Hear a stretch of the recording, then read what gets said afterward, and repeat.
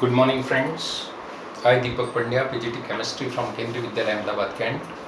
We'll talk something about solid state today. Solid state 12th chemistry का first chapter है और इस साल फिर से हमारे सिलेबस में इंक्लूड हो गया है. हम जानते हैं there are mainly three state of matter. Matter, anything which has a mass and occupies space is called matter. Matter की definition. Matter को broadly हम तीन different states में classify करते हैं, जिसमें से एक state है solid.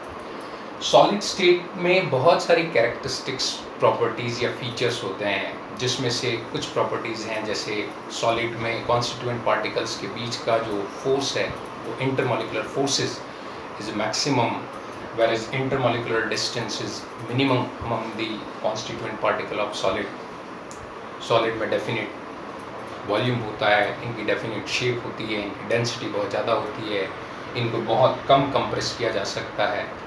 इन सब बातों के अलावा सॉलिड को मेनली दो टाइप्स में क्लासिफाइड किया गया है. These solids are classified into two different types categories, crystalline solid and amorphous solid. This classification of solid is based on the arrangement of constituent particle. ये जो क्लासिफिकेशन है solid का वो इनके कॉन्स्टिट्यूएंट पार्टिकल्स के अरेंजमेंट के ऊपर based है. कॉन्स्टिट्यूएंट पार्टिकल्स है वो एटम भी हो सकते हैं, आयंस भी हो सकते हैं या मॉलिक्यूल्स भी हो सकते हैं. If the arrangement of constituent particle is highly ordered, that form of solid is called crystalline solid. Whereas if the constituent particles are not highly ordered, it is called amorphous solid.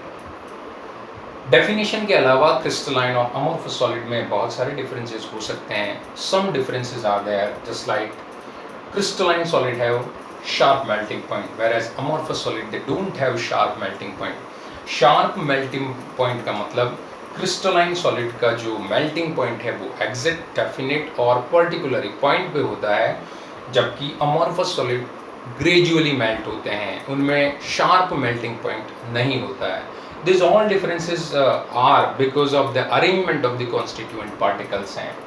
Crystalline solid के अंदर definite और characteristics heat of fusion होती है. They have definite and characteristics heat of fusion, whereas amorphous solid they don't have any definite heat of fusion.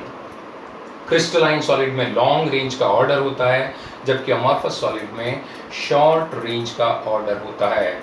We are talking about the crystalline solid which are considered as a true solid. ये वास्तविक solid कहलाते हैं, whereas amorphous solid are called pseudo solid और super cooled liquid.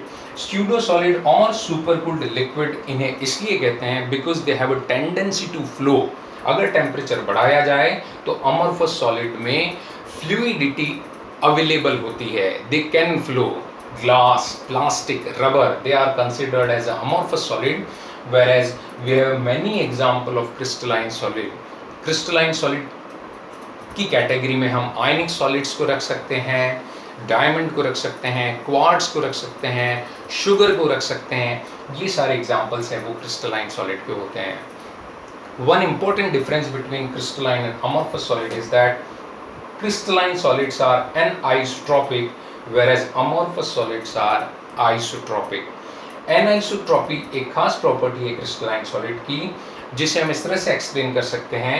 Anisotropy or anisotropic character means some of their physical properties like electrical resistance or refractive index show different values when measured along different direction.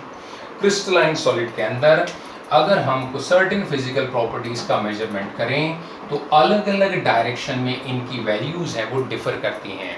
अलग अलग direction में इनकी values differ इसलिए करती हैं because they have a definite and exact distribution of the constituent particle, whereas amorphous solid में isotropy होती है. They have almost similar values in different direction.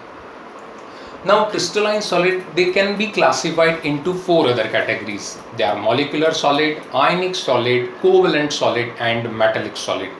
ये जो क्लासिफिकेशन है वो इनके कॉन्स्टिट्यूएंट पार्टिकल्स के बीच के बॉन्डिंग पैटर्न पे डिपेंड करता है. These classification is based on the bonding pattern among the constituent particle. Just like molecular solid, they may further classified into three categories. polar molecular solid, non-polar molecular solid and hydrogen bond based molecular solid.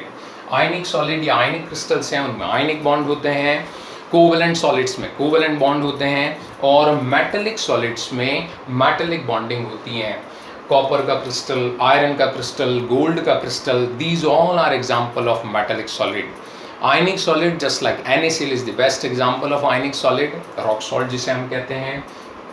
Covalent solid का best example है वो diamond है जिसमें covalent bonds होते हैं. Graphite is another example. Molecular solid में कई सारे एग्जाम्पल्स आ सकते हैं जिसमें आयोडीन है, कार्बन डाइऑक्साइड सॉलिडिफाइड फॉर्म में होती है, HCl है जिसमें हाइड्रोजन बॉन्ड की पॉसिबिलिटी या प्रेजेंस की बेसिस पे क्लासिफिकेशन पोलर, नॉन पोलर और हाइड्रोजन बॉन्ड बेस्ड क्लासिफिकेशन होता है.